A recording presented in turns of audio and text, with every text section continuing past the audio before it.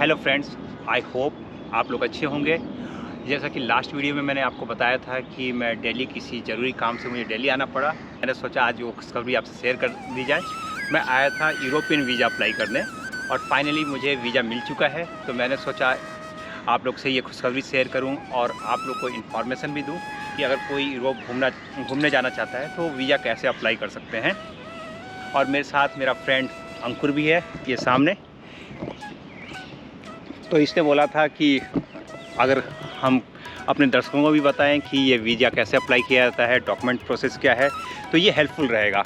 तो हम दोनों यहाँ पे आप लोगों के लिए वीडियो बनाने आए हैं। हेलो दोस्तों, आई होप आप सभी अच्छे होंगे। और मेरा भी एक यूट्यूब चैनल है, उसकी बाद में बात करेंगे।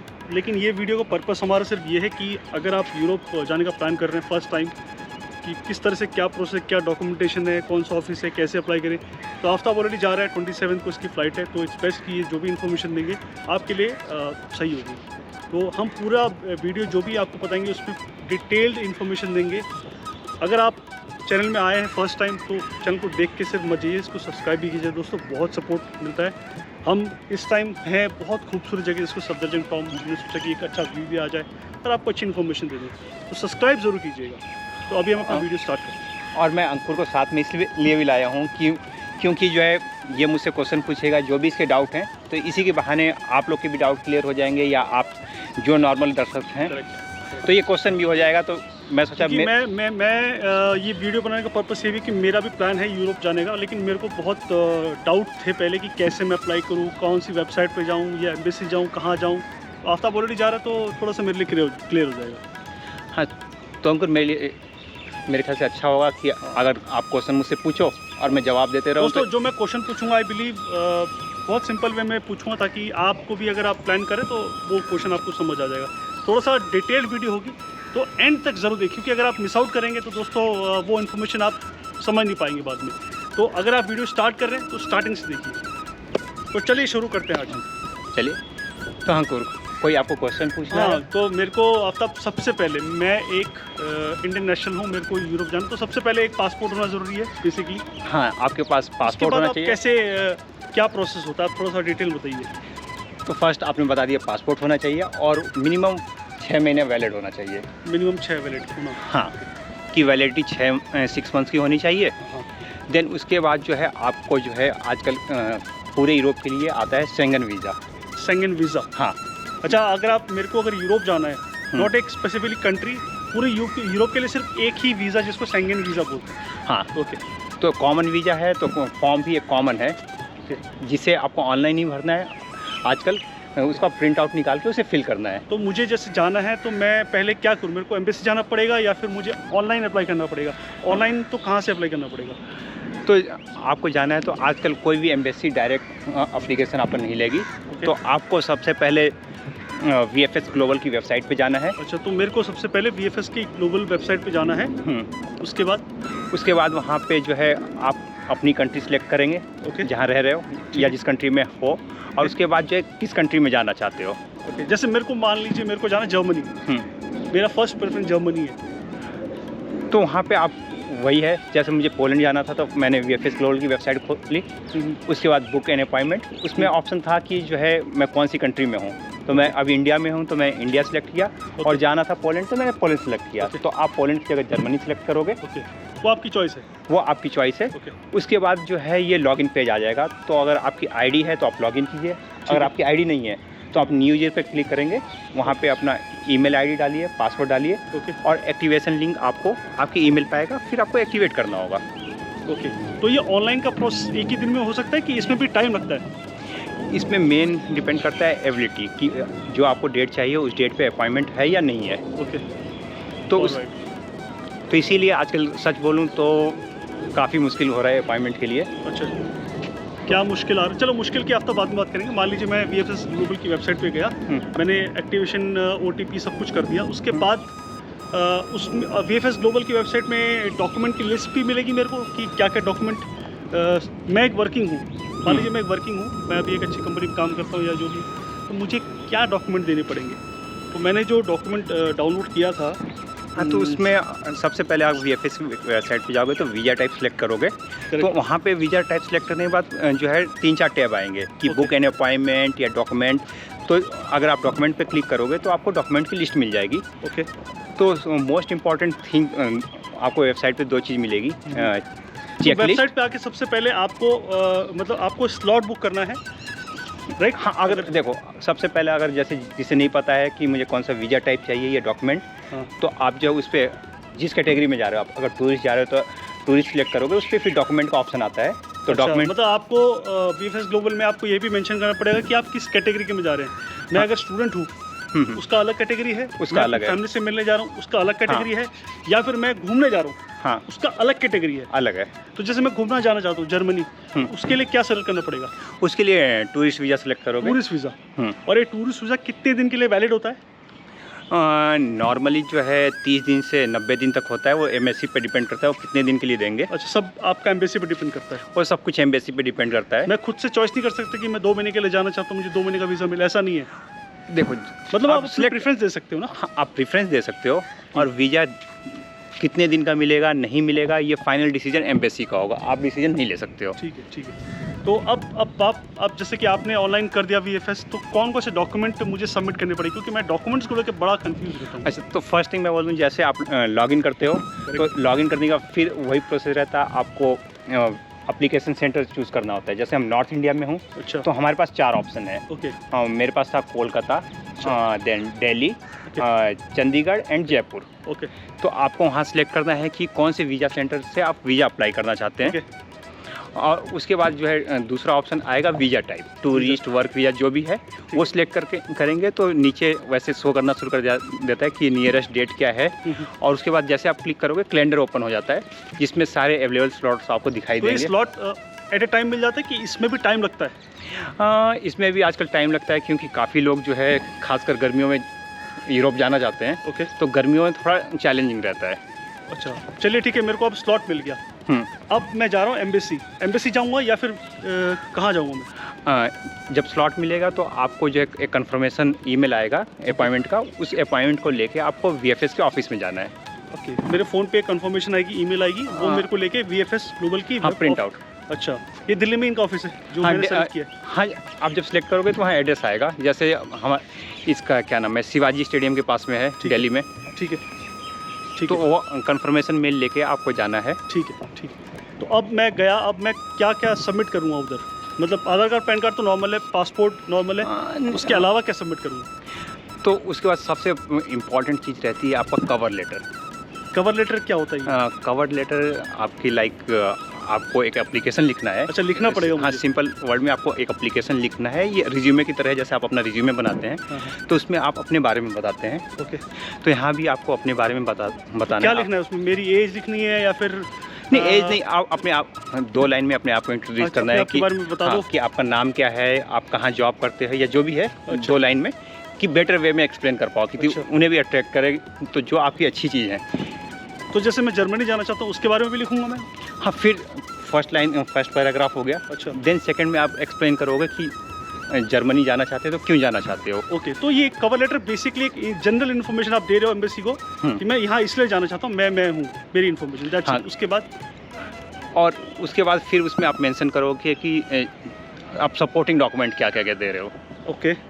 क्योंकि आप जा रहे हो तो वहाँ सपोर्टिंग डॉक्यूमेंट जैसे फ्लाइट टिकट्स हो गया, ठीक है, मेडिकल इंश्योरेंस। मतलब ये मेरे को VFS वाले ऑफिस में सबमिट करना है? हाँ, ये सारे अपॉइंटमेंट वाली डेट पे अपना ओरिजिनल पासपोर्ट, उसका जीरो हो गया, उसके बाद ट्रैवल इंश्योरेंस। यूरोप में फ्लाइट की टिकट बुक करी तो मैं वीज़ा मिलने के पहले फ्लाइट की टिकट बुक करूँ या फिर वीज़ा मिलने से पहले फ्लाइट की टिकट बुक करूँ? क्या कंडीशन?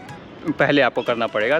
तो जब VFS ऑफिस में आप जाओगे डॉक्यूमेंट देने तो ये मस्ट है, आपके पास कंफर्म फ्लाइट टिकट होनी चाहिए। अब तक मैंने एक चीज़ और देखी, जब मैं फ़्लाइट की टिकट बुक कर रहा था तो उसमें इंश्योरेंस का प्राइस बहुत ज़्यादा आ रहा था, मतलब 5-6-7 हज़ार। तो इंश्योरेंस लेना ज़रूरी है, ट्रैवल इंश्योरेंस लेना? ये मस्ट है। यूरोप में विदाउट ट्रैवल इंश्योरेंस के आप ट्रैवल नहीं कर सकते हो। इवन अमाउंट भी रहता है कि मिनिमम इतना अमाउंट होना चाहिए। तो आप ट्रैवल इंश्योरेंस ज़रूर लें। तो ट्रैवल इंश्योरेंस मतलब सेफ्टी के लिए भी आप कह सकते हैं कि अगर इन केस आपको वीज़ा नहीं मिला तो आपके पैसे रिफंड हो जाएंगे? नहीं, ट्रैवल इंश्योरेंस में नहीं होता है। ट्रैवल इंश्योरेंस जो आपने पे कर दिया, कोई पैसा रिफंड नहीं होता है। ओके आफ्ताब, जैसे कि आप ट्रैवल इंश्योरेंस के बारे में बात कर रहे थे, तो ट्रैवल इंश्योरेंस लेना मैंडेट है और क्या ये ज़रूरी है?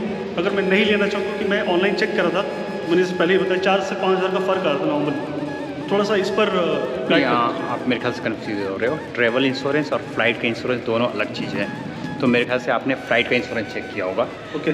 तो ट्रैवल इंश्योरेंस आपके पास कोई ऑप्शन नहीं है, वो लेना पड़ेगा। हाँ, फ्लाइट के इंश्योरेंस की बात करोगे तो वो ऑप्शन है, आप लेना चाहते हो या नहीं लेना चाहते हो। बट मैं रिकमेंड करूँगा कि अगर टिकट आपकी महंगी है तो आप फ्लाइट इंश्योरेंस ले लो, क्योंकि फ़्लाइट इंश्योरेंस आपको 2-4 हज़ार एक्स्ट्रा देने पड़ेंगे। मगर अगर वीज़ा नहीं मिला या किसी भी रीज़न से आपका ट्रिप कैंसिल हो जाता है तो उस टाइम ये इंश्योरेंस काम आएगा। और क्योंकि जो यूरोपियन वीज़ा में कई बार होता है या यूएस वीज़ा कैंसिल होने के चांस रहते हैं। अच्छा, तो अब डॉक्यूमेंट चेकलिस्ट की आप थोड़ा बात करेंगे कि चेकलिस्ट में जैसे कि आपने मेरे को पहले बताया था कि कवर लेटर, उसके बाद और कौन से डॉक्यूमेंट्स? आपको मैंने कवर लेटर बोला, देन आप शो करोगे आइटेनरी।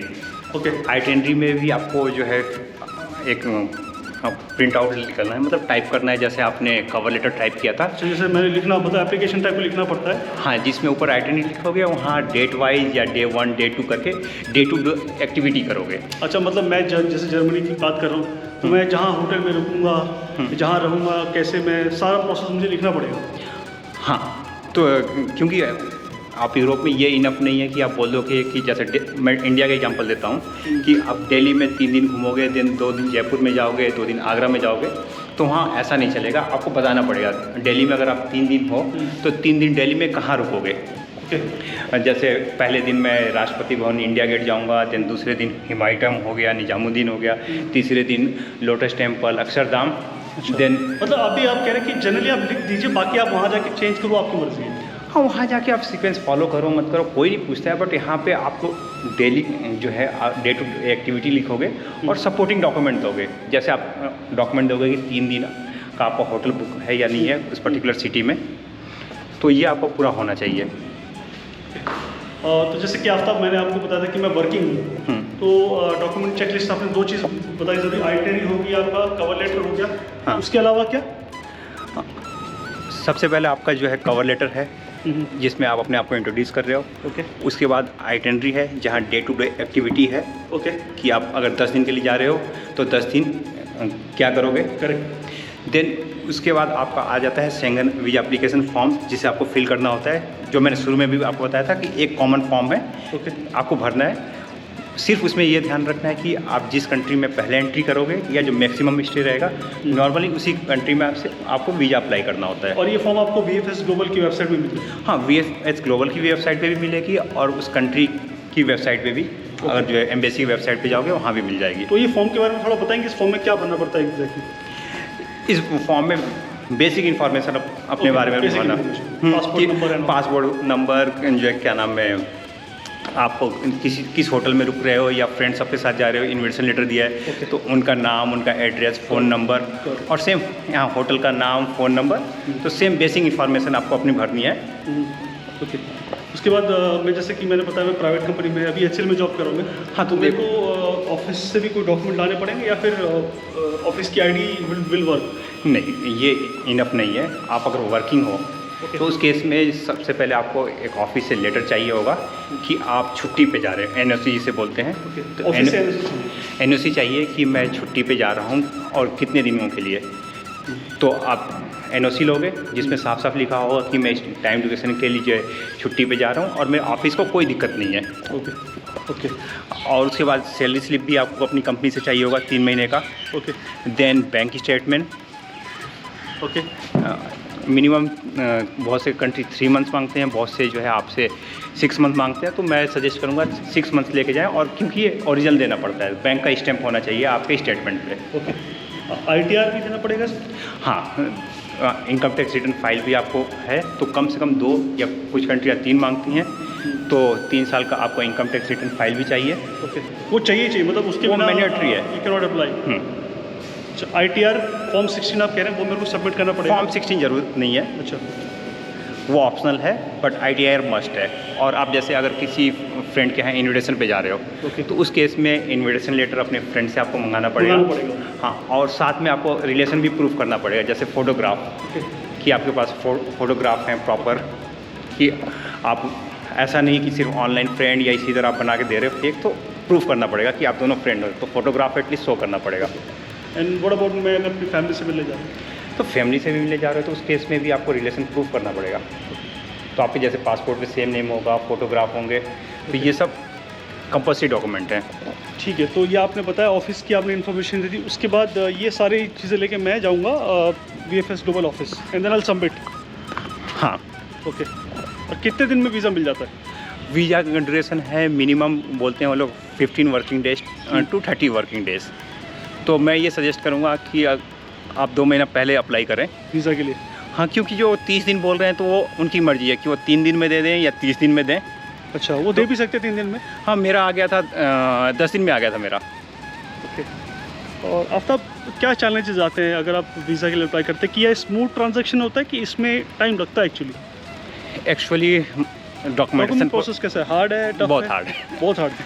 क्योंकि यहाँ पे कोई रिस्क नहीं लेना चाहता है और थोड़े ये स्ट्रिक्ट हैं, एक एक डॉक्यूमेंट चेक करते हैं। ये मत सोचना कि आपको डॉक्यूमेंट चेक नहीं करेंगे। ओके। इवन मैंने देखा जिन लोगों का रिजेक्ट हुआ था सिर्फ 2 रीजन से हुआ था, cover letter and supporting document.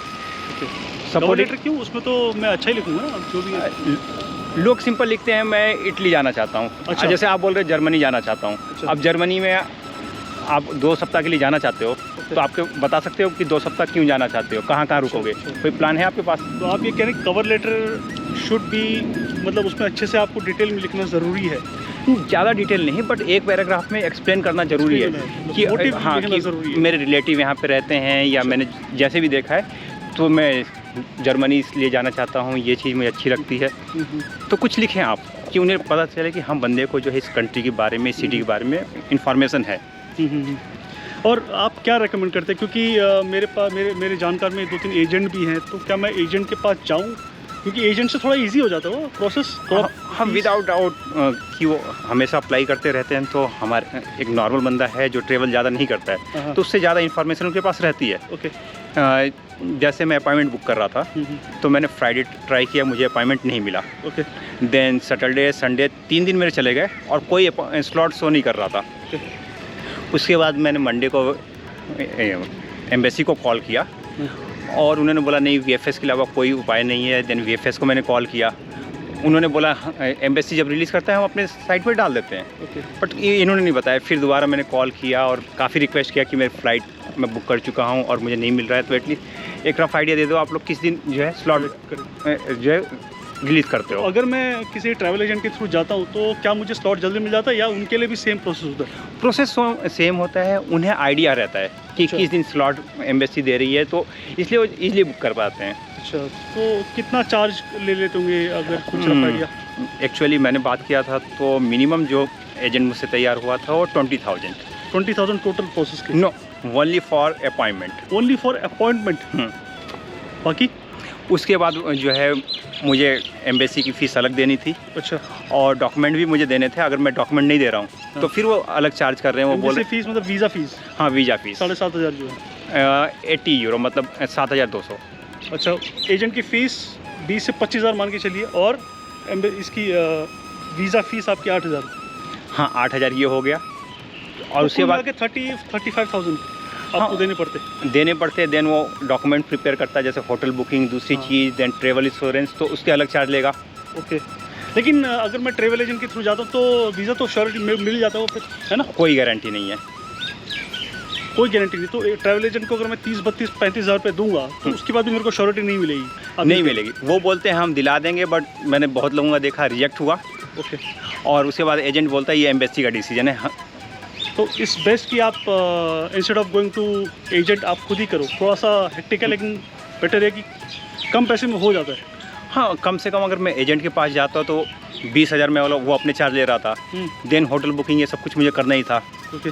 और उस मैं ये प्रोसेस भी एजेंट को दे देता तो 20-25 हज़ार की जगह और डिमांड करता। ओके।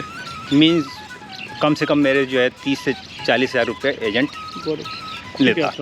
तो थैंक यू आफ्ताब, आपने सारी इन्फॉर्मेशन बहुत डिटेल में दी। थोड़ी वीडियो लंबी ज़रूर होगी, लेकिन मेरे को, मैं अगर ऐसे जा रहा हूँ तो मेरे को काफ़ी चीज़ें समझ आ गई जो अनक्लियर था। तो एक बार आप स्टेप बाय स्टेप एक बार दोबारा रिहाइड्रेट कर देंगे क्या करना है? मैं बोलूँगा आप एक बार, मैंने आपको लिस्ट सेंड किया है, तो आप एक बार खोल के पढ़ दें तो ज़्यादा ईजी होगा। ओके। और कोई डाउट होगा तो आप साथ में पूछ सकते हैं।